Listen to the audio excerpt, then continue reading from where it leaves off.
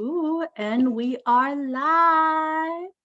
Welcome everyone to the first cafecito of the season. If you're joining us for the first time, if you're a recurring cafecito fan, please drop in the chat below a little hello, letting us know where you are joining us from. Who is it that you're rooting for here? Because we have three amazing fellows during our cafecito today. So please don't be shy and drop some love in the chat. So, as I said before, y'all, welcome to our first cafecito of the season. We are so excited to be here with you all. And we are also so excited to welcome you to this space where we'll get a chance to unpack and discuss some very juicy topics. But we're going to dive into that a little bit later. With this being the first cafecito of the season, I just wanted to let y'all know what's coming this semester. As you know, or maybe you don't know if you're a first-time fan, our mission here at LatinxEd is to invest in Latinx leadership and expand educational equity and opportunity in North Carolina. And with this in mind, we launched Cafecito con LatinxEd, a space where we could have conversations about all things related to educational equity for our familias y comunidad in North Carolina. I am Carol Bono. I am the communications manager and lead storyteller here at LatinxEd, and I have the amazing pleasure to be moderating this wonderful cafecito with you all. This season is a very special one since all of the guests will be, spoiler alert, our amazing 15 LatinxEd Fellows from class 2022.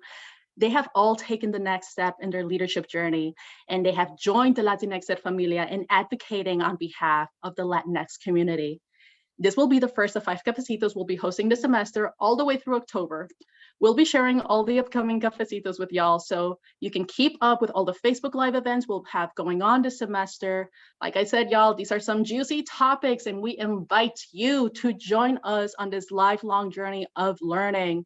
So, before we get started and before we reveal what the juicy topics are today, let's start from the top, and I would love for y'all to get to know a little bit more about our fellows, about these amazing jefas. So, Andrea, if you will, please wow us with your introduction, girl. Let's go. Hi, Carol and everyone. My name is Andrea Freile, and I'm originally from Quito, Ecuador, the capital of Ecuador, latitude 000. I studied communications, strategic communications for my master's degree, and I am now, I just started a new job. This is my 4th day at my new job in Duplin County Schools. I'm asked to give you a fun fact about me, but right now I think the one thing I'd like to share is that my daughter Bella, who's most likely watching, just went to college last week. So as I started my first day of work, she also started her first college classes at ECU. So during my fun fact, I'd like to just send her all my love and tell her that I wish her the best in college. Thank you. Not Andrea starting us to tear up over here, okay? Oh my goodness. Andrea, what's your daughter's name? It's Isabella. Isabella, your mommy loves you, okay? Not me putting you on the spot like this. Thank you so much, Andrea. Monica, come through. Okay, I'm gonna come through. Hey, y'all, thank you for having me right now.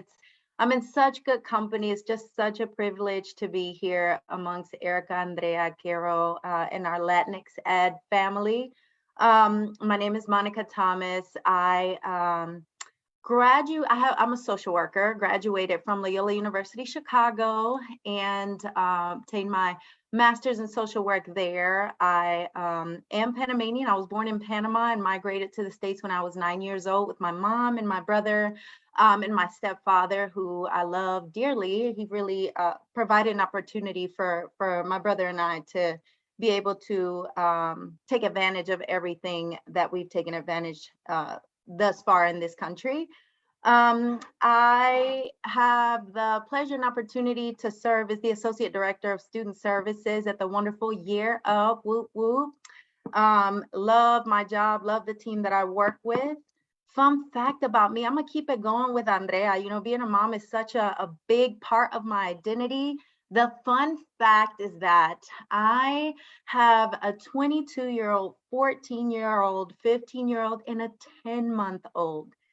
yeah, I know, all over the place, but absolutely love my children, get to parent them with my absolute best friend, my husband. So yep, just a little about me. Yes, mom energy come through. And I'm just going to give a little bit of shout outs from the people who are joining us. Hey, Key joining us from Durham, Cindy from Mooresville, Wendy saying, Andrea, that was a beautiful shout out to Bella, way to represent. And Andrea Garrido is joining us from Salisbury. Love that y'all are showing us some love. Whoop. And not to give a little spoiler alert for Erika, but Erika is going to be coming through with a little bit of mom energy herself. Erika, pray tell. Well, hey, y'all. My name is Erika Reynoso. I was born and raised in Charlotte, but my parents are actually from El Salvador. They met here in Charlotte, which is a cool part of our story. I went to Davidson College where I studied religion, but that brought me to working in nonprofits. So I am the development and operations manager at Urban Promise Charlotte. We offer after school and summer programming along with a whole lot of more services to 4 different neighborhoods in Charlotte. And yeah, spoiler alert. My fun fact also, that's the thing about going last, is that y'all took mine. But I am on the newer end of being a mom. So I have a 2-year-old called Esther, and that's really just shaped how I look at my leadership. Yes, is becoming a mom. Y'all, I love this. I love this. Y'all, let us know if you also share this mama love down in the chat. And if you're just joining us, if you're just tuning in, please let us know in the chat, where is it that you're joining us from? Who is it that you are rooting for of these 3 amazing mama jefas? And as you do that, y'all, so let us dive in a little bit into what this conversation is going to be about. This cafecito is titled Nuestra Realidad, Latinx Identity, and Social Emotional Well-Being. And as you just heard from these amazing 3 women, they are basically taking care of this in their lines of work. But before we start diving into all of these different facets of your work, ladies, I am just super curious about your why. Why is this work so important to you? So whoever just feel like, "Ooh, I just need to unmute myself and let y'all know about my why," please come through. I'm happy to start. My why is a sense of belonging. This is important work because we all need a sense of belonging. We need spaces that are inclusive, that directly impact collaboration. And when we have that, then we directly impact confidence. And that's what we need more of today. That's my why. Oh my gosh, Andrea, that just resonates so deeply with me, and also the work that we're doing at LatinxEd, because that is one of the pillars of the work that we're doing, right? Just ensuring that we're offering our students, our families, a sense of belonging, a place where they feel like they can be their true authentic selves. Oh, shivers getting from that, Andrea. I love it. Oh, Monica, and I see you unmuting yourself. I see you like nodding. You're like, let me jump in.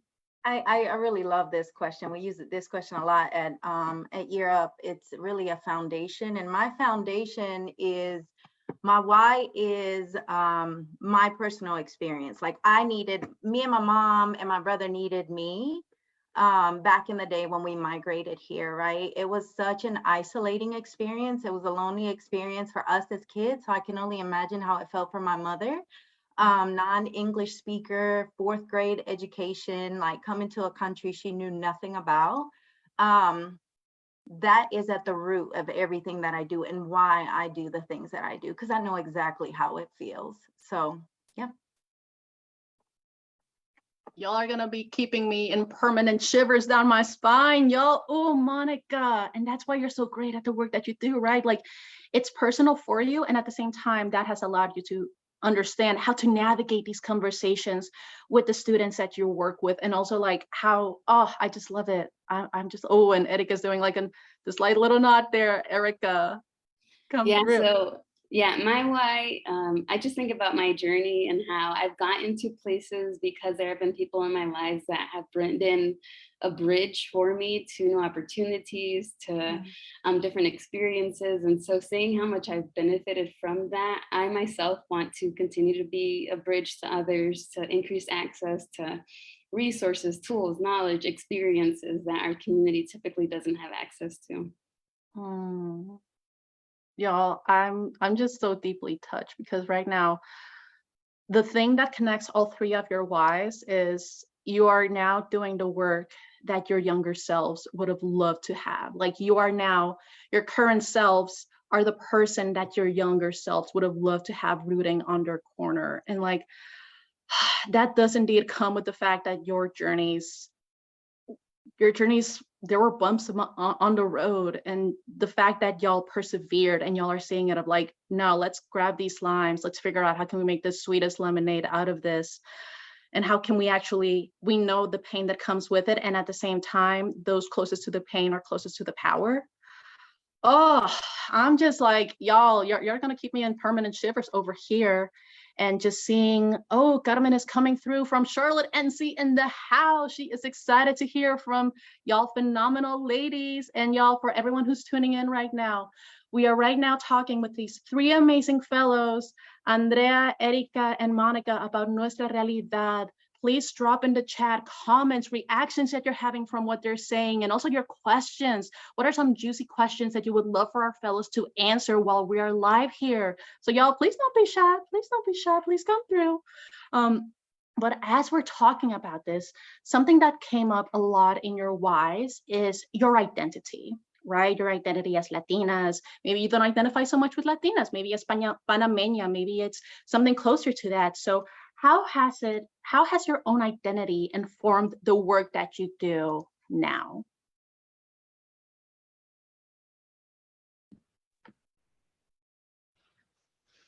I'll be happy to start with that answer, Carol. My identity, when I think about it, I'd like to start with Ecuadorian because I was born in Ecuador, but I've been living in the U.S. over 2 decades now. So although I was born there, half my life was there, half my life has been here. So I always start with the fact that a big part of what I do every day actually comes from yoga. I did a year of yoga training, and ever since then I try to incorporate intention in everything I do. Also, my identity is that of being an immigrant. I came here at 17, and every single day that continues to shape my why. And as we talked just a little bit ago, being a mom, of course, shapes our identity because we know who we're doing this for. Like we have a clear vision as to who we're doing this for. And finally, as a person of faith, I'm not speaking about a specific faith, but just having faith allows you to have a clear vision too. In this case, that Monica, Erika, you and I are a unified team that has a vision to spread a message today. I think having faith allows us to have that vision. So that's a little bit of my identity. Thank you. And y'all, if you are picking up what Andrea's putting down, just a little shameless plug, she's actually going to be a part of our Latinx Education Summit in September. So if y'all haven't tuned in there, you haven't registered yet, and you want a little bit more of that goodness that Andrea just gave us, please come and get your tickets now and register. Not me putting the shameless plug, y'all, but I am the comms manager, so don't come at me. Andrea, that is just so beautiful, because what you were saying about how yoga helps center you, oftentimes, I don't know if it's with this identity of, usually it's, like from the scarcity mentality one of ni de aquí, ni de allá, but we've flipped it on its head of like de aquí y de allá. But you mentioning how yoga helps center you, and I don't know if it also like allows you to like be in the now and not have all the rushing questions going through your brain. Like that is just beautiful. Oh, and I'm seeing like some heavy nods, some heavy head nods from the other two fellows. So y'all, who wants to unmute themselves? And they're like, "Carol, give us the mic. You're hogging it." I'll go. I think the piece of my identity that informs my work is being a daughter of immigrants. There's just so many like spaces of tension, sometimes inner conflict or just struggle that comes with being a daughter of immigrants. I remember applying for college. I did it on my own with no help, no guidance. And I got into Davidson, which is a pretty good school. But like I remember filling out the application on the application paint on Microsoft or on Windows. Like I didn't know how to even like use a website to apply for college. Or even like that tension of like, you know, I was like any other incoming freshman at Davidson. I was pre-med because I was going to be a doctor, make my family proud. And I figured out along the way that the medical field wasn't for me. So I was like in this tension of making my family proud, but also remaining true to myself. So as a daughter of immigrants, it really feels like being a trailblazer in most things that I do, because many of the paths I've taken have been new to me. And so I've had to figure it out on the way. It's, ooh, Monica, I saw you unmute yourself. Come through. Yeah, I got to answer this question. So I'm going to answer it with like a ball in my throat, because these stories are just making me so emotional because they're just so real, right? And they empower the work that we do, and they keep us going every day. As I mentioned earlier, just so migrating here and having that isolating experience that we had, that my mother had, I you know, my identity is in my mom, right? Like this woman with, are we allowed to cry on Facebook? I don't know. I'm gonna try not to cry on Facebook, but just this woman who, when I think about grit and determination, I think about her.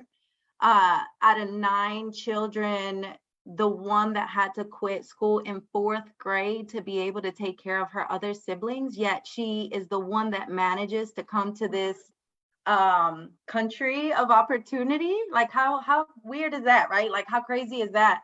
And then fight her way through a system that didn't support her or value her or give her the resources necessary to have the daughter that she has today, right? Like, so when I think about identity, I think about her grit, her resilience, her love, her nurturing spirit.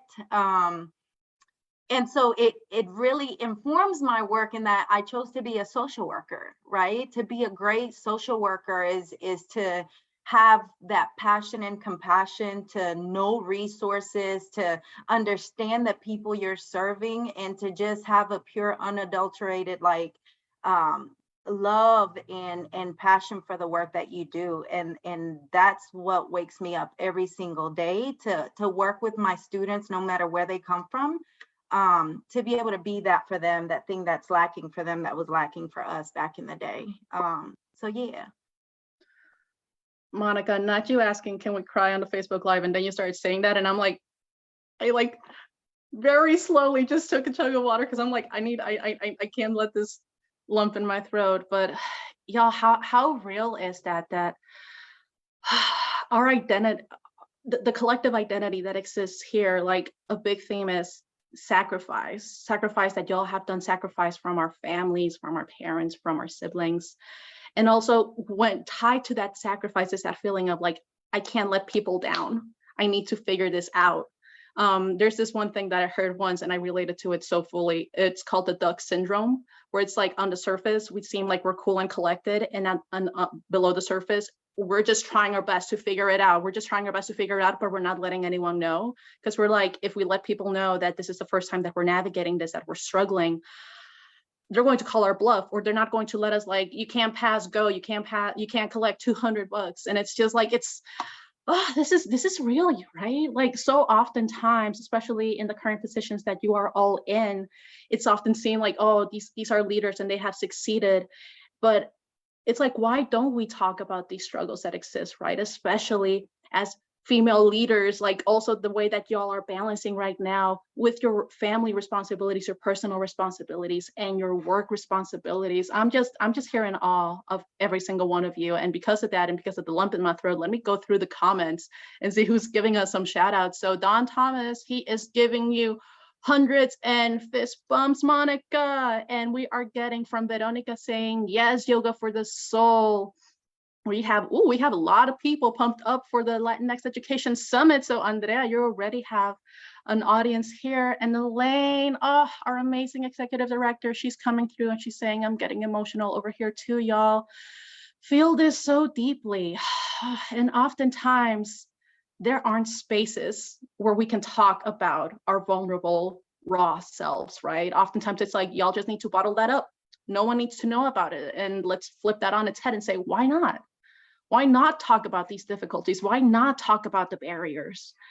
And Dawn is coming through again and saying an identity rooted in grit can only produce transformation. Monica Thomas, powerful. Ooh, ooh. Oh, I think we know who Dawn is rooting for here, y'all. I'm just gonna say that. Just gonna say it, no shame. But connected with your identities, y'all, and you have been hitting the ground running for a hot minute.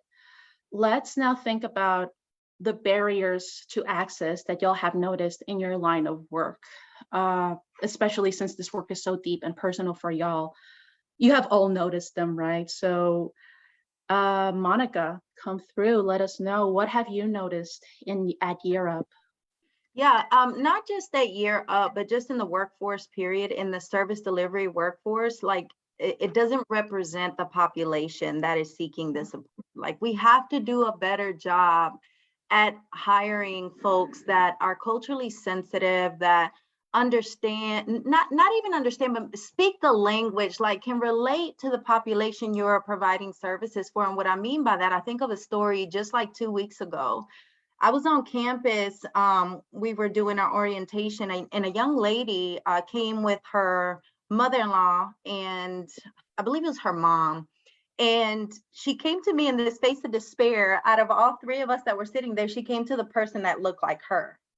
And so she says in Spanish, she says, ¿trabajas aquí? Do you work here? And I was like, yeah, what's up? How can I help you? And she's like, I'm just trying to enroll in English class. English is a second language classes, English learner classes. And I was like, oh, okay, well, go to that building. She's like, well, that building sent me to this building. I said, okay, well, try that building. That building sent me to this building. And I was so ashamed at the lack of representation and how she and her family had to walk all over campus. And she wasn't one of our students. So I told my colleague, I was like, I'll be right back. I grabbed her. We went to the center where she needed to be, went downstairs, spoke to the lady. The very first thing I said is, hey, do you have anyone who speaks Spanish here? She's like, oh, I think he just went to lunch. He, out of like the entire huge, beautiful building, he just went to lunch. And I was like, gosh. So I explained to her, we were able to get her the supports necessary. She filled out an application, wished her well, but on my walk back to our table, I was like, gosh, this is a pillar in community, a place where we are coming to, and we're running around trying to find support and running around trying to find help. So we have to do better to hire representation, to hire folks that can really help. You know what I'm saying? And speaking the language is definitely, come on, like number one. You know what I mean? Absolutely. And unfortunately, that is just such a common occurrence, right? Especially like at schools or in a school district or just at any organization. Who's that one person? And it's like, oh, they're under break. And it's like, well, guess what? Needs don't take a break. Needs can't take a break. Like there's always going to be needs. So why is it that you are putting this upon just one person? Like, why aren't we making this sustainable for our families? Why aren't we doing that? And Cindy Ruiz they just went ahead and said happens every day, which is true, right? Y'all. Oh, and before we pick on Erika and Andrea's brain, if y'all are just joining us to the first cafecito of the season, we're currently unpacking Nuestra Realidad, Latinx identity, and social emotional well-being. If you have any questions or comments, please drop them in the chat. And if you have just joined us, please show us some love. Let us know where is it that you're joining us from, who is it that you're rooting for. Please do it, y'all. Please don't be shy. This conversation is juicy. So still talking about the barriers of access that y'all have noticed in your line of work. I mean, I've seen both Erika and Andrea like nodding nonstop to the point where it's just like they're at a rager. Ooh, so who would like to unmute themselves first? Because this is resonating deeply for both of y'all. Yeah, I think at least in my work at Urban Promise, so we after school and summer programs, so that's really like, the headliner. There's just so much more that we do. I mean, we offer our high school students guidance and like post-secondary choices, but just in regards to thinking about emotional wellness, I remember my first year at Urban Promise. I've been with UP now for about 6 years. At the time, we realized that I mean, when we commit to a community in a meaningful and deeper way, you know, the math tutoring, the college sessions, all of that, you're going to get to deeper issues at hand. And a lot of that has to do with trauma, adverse childhood experiences, or what we call ACEs. And it became clear that although we were offering like academic counseling and college development, college advising, and spiritual development, we realized that we needed access to mental health services to our students that we were serving and to our high schoolers. And so, you know, early on, at least in my first year, I'm thankful for my executive director, because he and the board of Urban Promise started working to be able to provide free therapy to our high schoolers. We refer to them as street leaders. And we have been able to see such a tremendous shift in our organization to be holistic in the care that we offer our students. Because yeah, we're going to offer you reading classes. Yes, we're going to make sure you have a pathway after high school.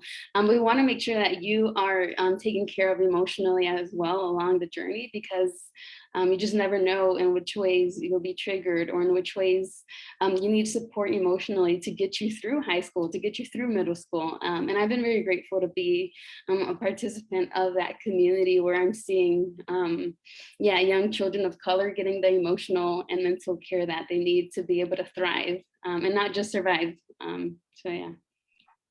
Oh my gosh. Thrive and not survive. Oh my gosh. Okay, y'all. Oh, I had so many reactions, but then I saw Andrea like immediately unmute herself. So I'm like, keeping it to myself. It was just amazing how connected Erika's and mine are in the sense of how much that level of support makes all the difference. I'm coming to this conversation more wearing the hat of my previous job that I just left a week ago as a community college instructor.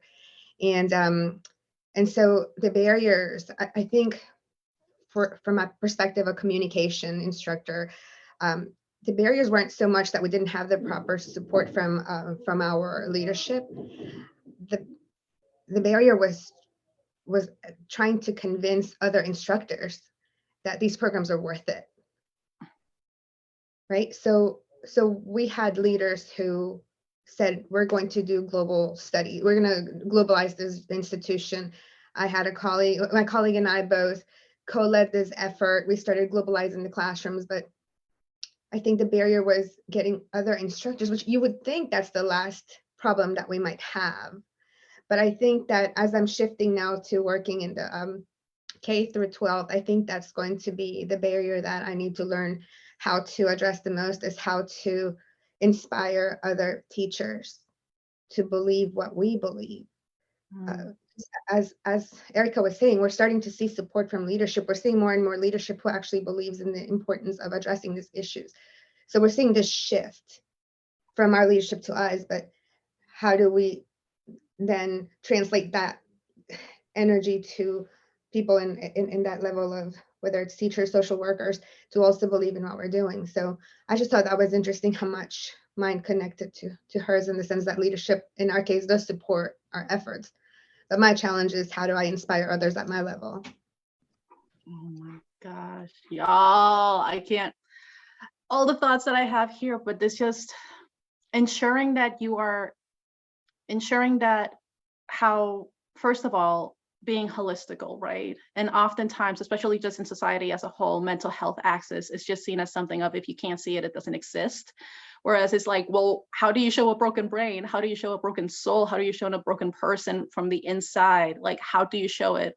And we can't just be treating it. We can't just be it. We should be preventing it from the get-go. And also, Andrea, when you're talking about what happens if the barriers are coming from within, like what is it about, you know, the organizational mindset about, we see what needs to happen, but if our own team isn't behind us, then how can we ensure that we can make this last for a while and have the impact that it needs for it to be a long year type of deal? Oh, y'all, and I just want to say, okay, so we're getting a lot of love and a lot of reactions from the chat. So Joshua Viernes is saying, hey, Mom.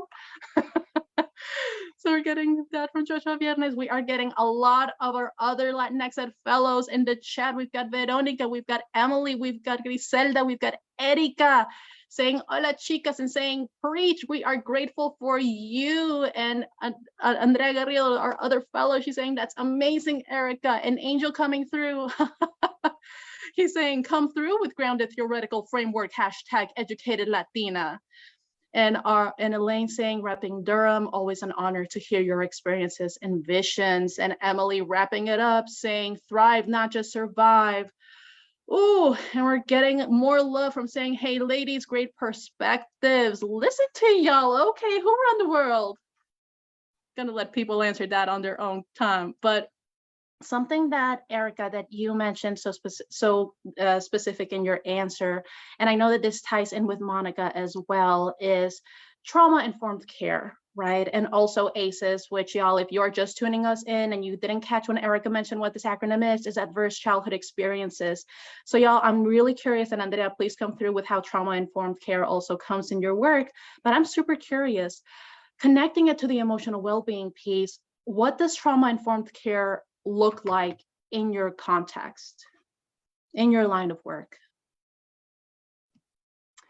Trauma-informed care is really at the foundation of my day in and day out, whether it's providing services to the students, connecting with my fellow staff members, any conversation that I have, because really trauma-informed care is shifting your approach, right? It forces you to shift your approach in how you connect with other people, understanding that we all have stuff.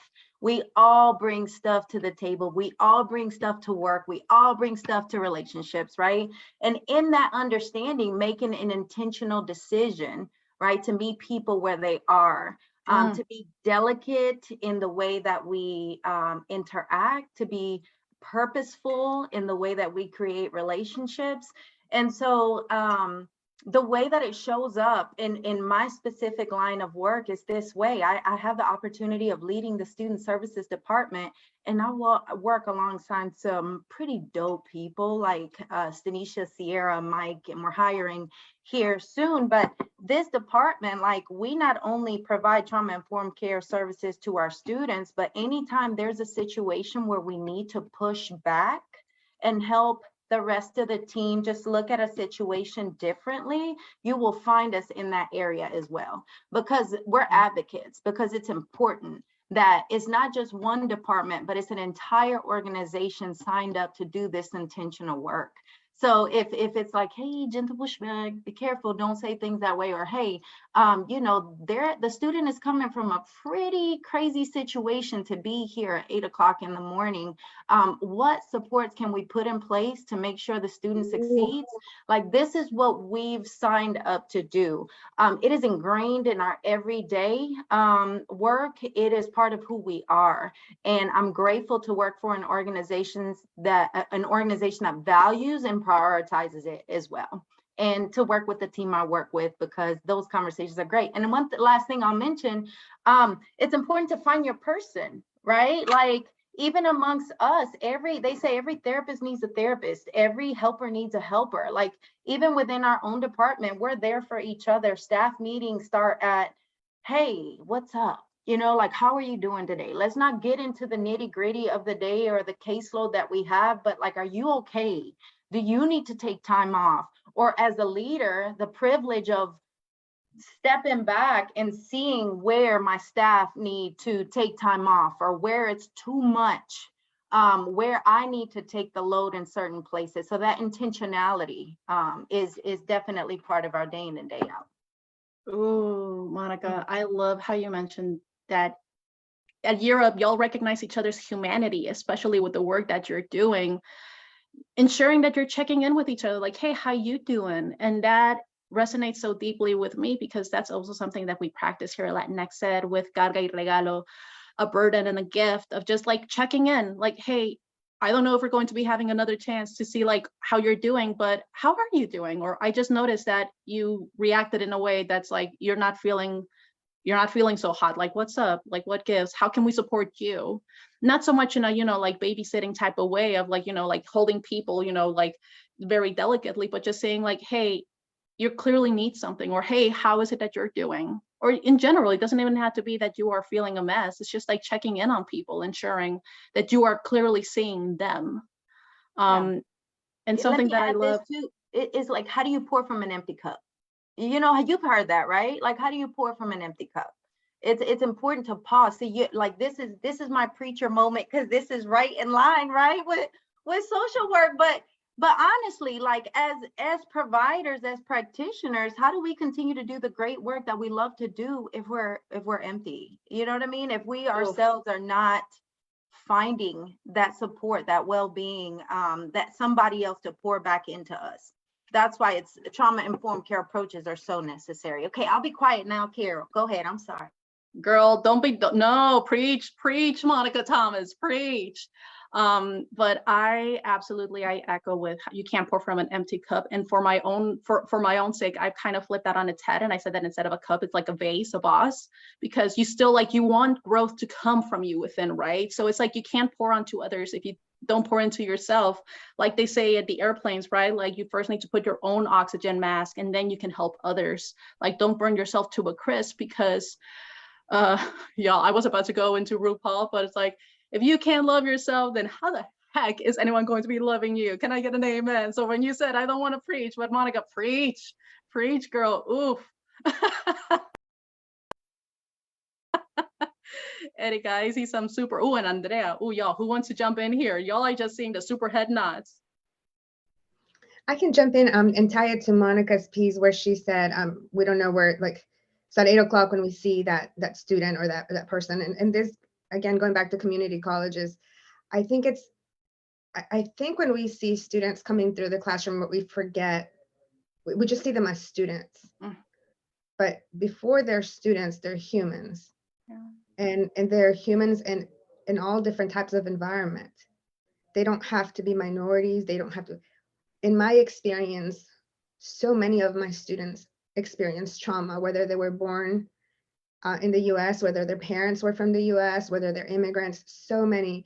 My first year teaching, I learned that I had no idea to the degree in which students faced all type of trauma, to just kind of keep it short. But anyway, where this kind of comes into place in the classroom is many teachers don't think that there's time to approach this, or they worry about it being too sensitive, or they don't want to talk about it. But there's windows of opportunity that you can create through topics. So in my job as a communication instructor, I provided my students with they had a choice. After they listened to the lecture, they listened to whatever we were doing in class. When they journaled, they could write down what they felt or thought, but they could also create an art piece or some sort of representation. So I clearly remember one of my Latinas where she had a little jar, and in it she put a little ladder, and with Play-Doh she made a little doll that was trying to climb up the ladder, but then she had the lid blocking her. Or I also had another student who created, she put a little bowl where she actually copied her hand in a way that she showed me how in her culture she ate with her hand. She ate rice with her hand, so she had a bowl in her hand, and it was a printed hand. And her interpretation was that here, like, her culture is seen as how she eats is seen as vulgar, but that's how she would like to eat, with her hands. So there are windows in which where we can start exploring people's identity as college instructors or high school instructors. It takes some creativity, it takes some discussion with your colleagues, it takes calling LatinxEd and saying, can you connect me to some of the speakers today to see how they did this, or how it takes some conversation. But it is important to come to any professional with a thought of trauma-informed, with the context of trauma-informed, because across all cultures, there's so much pain. Thank you. Andrea, those two examples that you gave about your students, about the art pieces, that Oh my gosh, y'all, you three know this. The people joining us might not know this. I'm a storyteller at heart, and I just love how you can tell stories in so many different ways, and just that jar and the ladder, and then the hand, and saying like, this part is so integral in me and I can't be my authentic self. And I'm just like, what else has she not allowed to fully embrace herself while she's here, the land of opportunity, right? And one of my boys, he actually took a picture of himself and turned it into a black and white piece of art, and then he did tears, like he had tears, like big tears coming from his eyes, but the tears had the word hope in them. So I was about to close. I was like, oh. It was raining, and you know, he was a dreamer. He taught us a lot about the Dream Act in relation to how that affected him as a college student. But that was his journal, and can you imagine how much pain that revealed? And can you also imagine how much conversation it provoked in the classroom without even having to request that level of information? So it allowed us to have deeper conversation and creating an environment that was where love was actually one of the main values in a classroom. So it is doable. Oh my gosh. And I think that's something that you're naming here, Andrea, is how oftentimes power dynamics in any organization, but also in the classroom, how those power dynamics make it seem like, oh, I am the person as an educator or as a person, leading a group. I have the knowledge, so why would I even ask you? Like, I know what you need, versus actually asking people, what do you need right now more than anything else? Like, how can we be supporting you? Instead of, and that's just so evident all across the board, unfortunately. Like, y'all mentioning some stuff, and I was like remembering several things from my own childhood and my own education that I was just like, we're not unpacking this right now. We are live on a cafecito. This is for Carol to unpack afterwards. But y'all, we're getting so many comments in the chat right now. We are getting from Casey saying, came to support Andrea, stayed for the inspiration I didn't know I needed. Don mentioning practitioners have to be whole in order to provide holistic support. Well said, Monica. Isaac, who is one of our 20 under 20 leaders from this year, saying hello from NCSU, Mrs. Freile.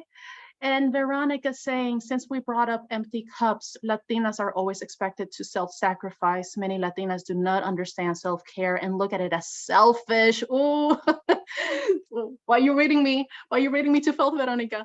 Do not understand self-care and look at it as selfish, as they are expected to cater to others. Was this an issue for you as you became mothers, wives, and professionals? Ooh, y'all, it is our first cafecito question of the season.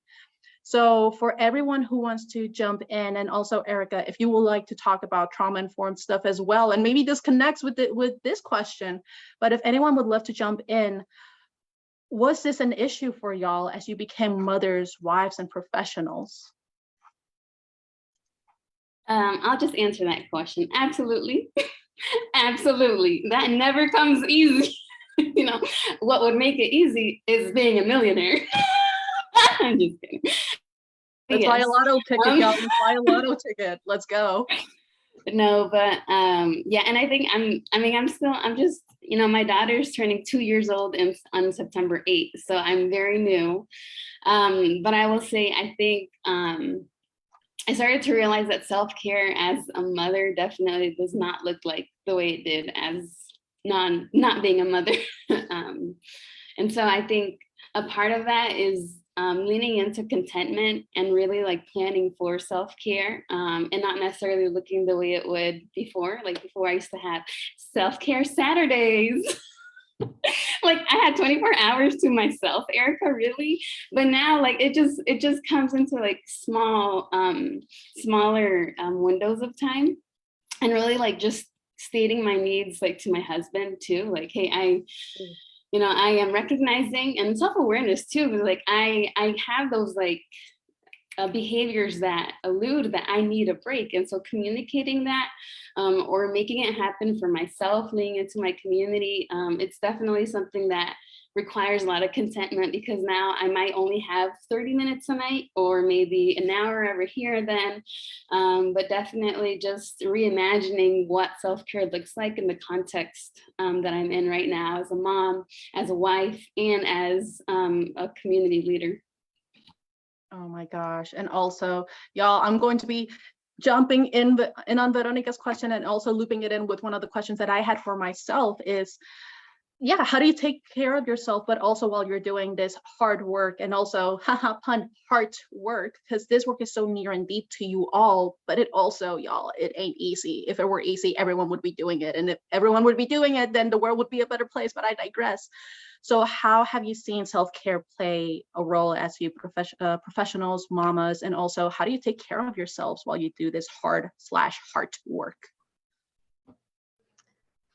I'd like to answer that because we were talking about this, Monica was leading this dialogue before we all jumped in, but it's incredibly difficult. I don't want to pretend this is supposed to be an authentic conversation. I want to pretend that I got that under control. I don't.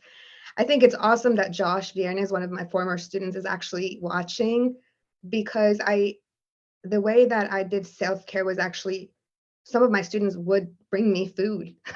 They would be like, Josh was one of them. He'd be like, Miss Freile, you haven't eaten yet. Here's a snack, or, and I think sometimes we want to, we know this work is important, and we know that we're there to do it. And it's hard to find time for ourselves, because I think it's the Latina self where it's just our value. And then it's the role that we play, maybe as a teacher or a social worker. It's hard to take that time. So in my case, for example, my students would say, here's a snack, or here's something to eat. And then it's also interesting that Casey Mozingo that actually spoke a little bit ago, she was actually one of my colleagues. And really, this just happened last week when I was so stressed out. I just called her and I said, can we just go out for just a little bit and just talk?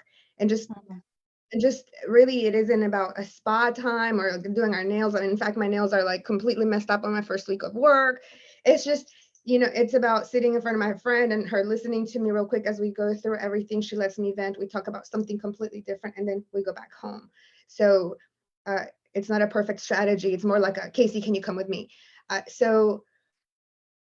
it's very difficult. And this is one area in which I think a lot of us struggle, and we look for support and guidance as to how we can do that balancing better. So I think, Monica, I don't mean to put you on the spot, but I just, this is exactly what we're talking about beforehand, isn't it? Like, yeah, absolutely.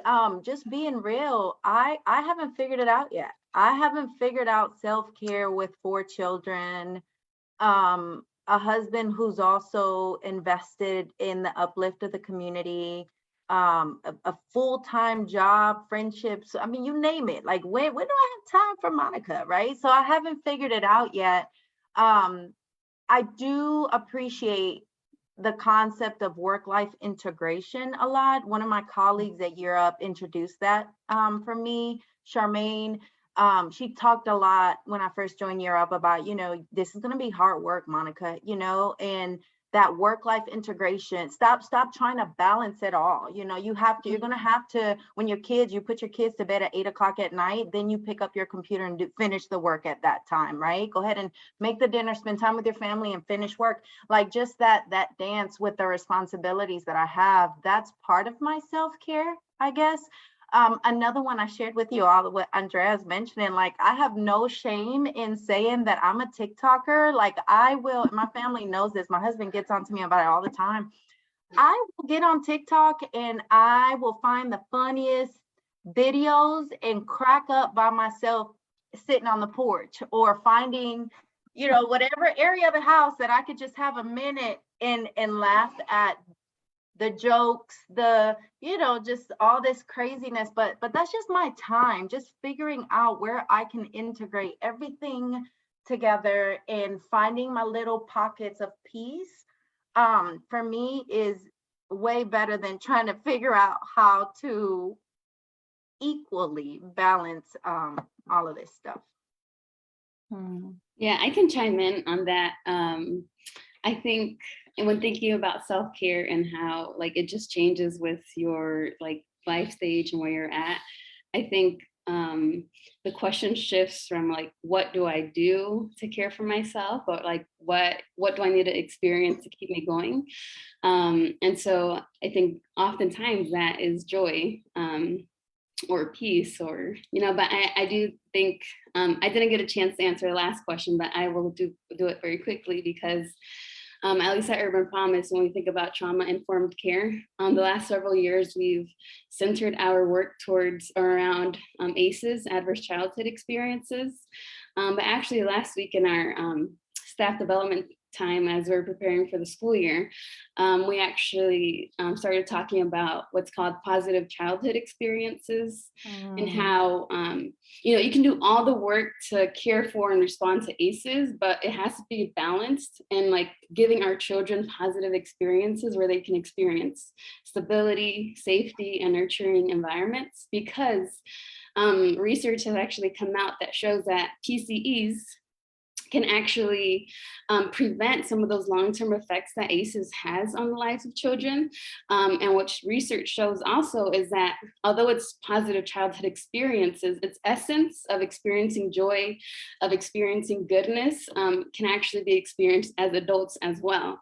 And so as mothers, as leaders, like what are we doing to experience joy, and experiencing joy as a form of resistance? Because I think in the work that we're doing, like we can get burnt out, we can experience compassion fatigue, which I think oftentimes people check out of this work because like they've run out, because they've been running on an empty tank for so long.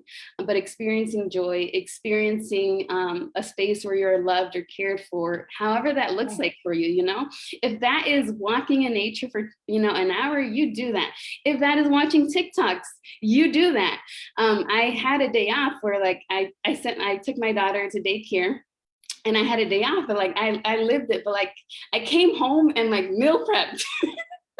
But like I loved it because like it wasn't, you know, and I might be judged for this, but that felt like self-care, because other times that I try to meal prep, I feel like stressed because I have my daughter, I have this, I'm balancing a lot of things. But in that moment, I was able to experience the joy of having meals for the following week and not have to like worry or stress that my child is, you know, jumping off the sofas, you know, like it's how I experienced that sense of peace that really like filled my tank. So those are my 2 cents on that. Oh my I'm gonna repeat. I gotta repeat what she said. Yes. Joy as a form of resistance. Drop the mic and the whole call. There like you go. Put that on a t-shirt. That is amazing, Erica. And you bring me joy anyway when you tell stories and laugh. So that's super dope, man. Super dope. Y'all, and I just wanted to jump in. Like when you said that, I was like, heck to the yeah, because there is this amazing Latina author, Gabi Rivera, and she has a TED talk about joy as an act of resistance, like verbatim as that. And she's so dope, like, first of all, but it stems from this perspective of, especially coming from immigrant communities. So often it's said about, you know, you muddle through and you have the grit and you just had to do it, but it's always like, oh, the pain and the struggle. And it's like, the system doesn't want us to be happy. The system wants us to keep on trucking. Like, why can't we just like find joy wherever it is that we want, even if that is, you know, we're whistling to ourselves, or even if that is meal prepping, if that is TikToking, but allowing ourselves that joy and not just saying like, I need to be carrying this burden with me. No, and that is connected with thriving, not surviving. We owe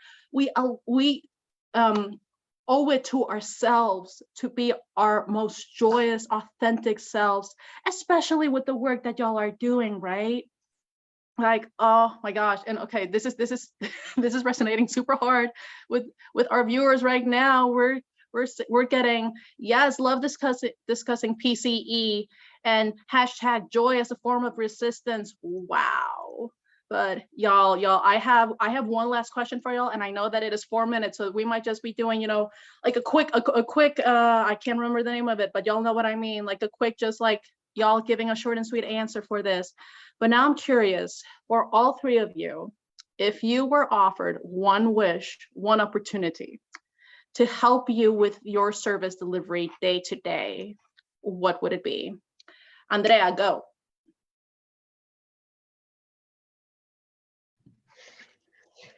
We're in a 1 minute thing. I'll just try to abbreviate it. My one wish would be to change how the first week of school operates everywhere. The first week of school across the board needs to operate differently. Rather than worrying so much about the instructions, just invest 2 days in getting to know the students in a deeper way before you get started, because they're not just your students, they're humans who you're going to be mentoring. And so my wish is that across the board, we could actually spend some time to get to know themselves in a way that's authentic and real, rather than the silly introductions that mean nothing, that then, and then we just start teaching them as if they're all equal and they all started in the same place. They're not. That was my quick version of what I had. Thanks. Oh my gosh, yes. Oh, love it, love it. For any principals or for any district leaders hearing this, jump in, do this. Okay, Erika, let's go. What is your one wish? Yeah, I hope I can deliver this well, but I wish we didn't need to exist, because we exist because the systems of education are so broken that gaps need to be filled, students need to be provided resources. And so, although I love what I do, I love my organization, and organizations like LatinxEd exist too, but like, it looked like if education equity was actually existed, and our organizations could actually center around providing our students with, again, that surviving versus thriving. Because right now, like, we are trying to get our communities out of survival mode, but what would it look like if they didn't live in that, because in place gave our students what they need and deserved, and we could really focus on the thriving of our students. So that's sort of like where my heart has been lately, is what can we do to actually bring justice to the system so that the work we do could shift to a more, yeah, I guess, thriving attitude or approach. Oh, and me biting my tongue here because I'm like the nonprofit industrial complex in some places that just don't do that. It's like once we don't need to exist, we know that we've done our work. But okay, I'm holding back. Monica, come through. What is your one wish? At first I was gonna say check, check, check, but I need to practice my voice right now and say that if nothing was heard about what we said today, this really goes out to those in quote unquote power positions, like policy change makers, those folks there. Please listen, listen, listen. So much great work is happening in community, right? There's folks who have shared best practice measures. Like, take all that stuff for real into account. Like, grab those best practices measures as you work towards creating equitable practices for education, for everything, right? Like, honestly, there's so much amazing work out there in community. Stop funding things for a year and then walking away after that year. Can I say that? I don't know if you did. Yeah, you can. Be invested in the time that it's going to take to turn this thing around, because you can't just fund things for 1 year and walk away and be like, oh, it didn't happen. It took us a long time to get here. It's going to take us a long time to get out. Dang, Monica. Not wrapping us up with a freaking mic drop and a call to action for people in power, okay? And y'all, just want to wrap this up with one last comment that we had from Dawn. Placing joy within the framework of resistance make real the necessity to be intentional with our happiness. And we're just getting so many yes in the chat with what y'all just said. But if possible, this cafecito would go on for 4 hours. I would say, let's keep this going. But y'all, thank you so much for your time, your intellect, your know-how, your full self. So thankful and grateful for the work that you're doing, for your existence, and for everyone who is joining us today. Thank you so much for joining us today. We will be dropping in the chat. Our amazing communications coordinator, Katerina, is going to be dropping in the chat ways that you can stay in touch with these amazing ladies, because y'all, I'm just going to say this, do yourselves a favor and reach out to them. They are doing such amazing work in our community for our gente and our comunidad. And it is like, if you want to know what it's like being on the ground and doing this work, reach out to them, and also how to make sure that it is being sustainable for your community and also yourselves. Like, I think that this past hour just proved that all of these three amazing fellows know how to do the work and also how to do it in a way that they aren't burned to a crisp and that it is truly sustainable for our communities and also for themselves. So y'all, thank you so much for joining us. And please be sure to stay tuned because this is just a little glimpse of the amazing, amazing fire that our fellows are coming through. So do yourselves another favor and make sure to join us 2 weeks from now here at the same time. Bye, y'all. Thank y'all so much. Adios.